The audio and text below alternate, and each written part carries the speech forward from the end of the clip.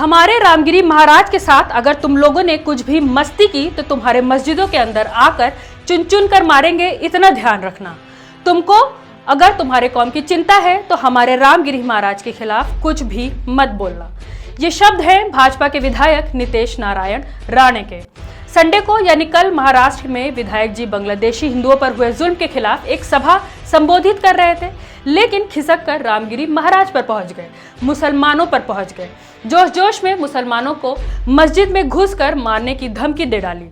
विधायक जी वीडियो में जिन रामगिरी महाराज के बारे में कुछ न बोलने की धमकी दे रहे हैं, ये वही महाराज हैं जिन्होंने प्रॉफिट मोहम्मद के खिलाफ आपत्तिजनक बयान दिया था। आपको बता दें कि नितेश नारायण राणे महाराष्ट्र के कांकवी क्षेत्र के विधायक हैं और महाराष्ट्र के former chief minister Narayan Rane के बेटे भी हैं। इसलिए तेरे को जो भाषा में समझता है ना, वो भाषा में धमकी देके जा रहा हूँ। हमारे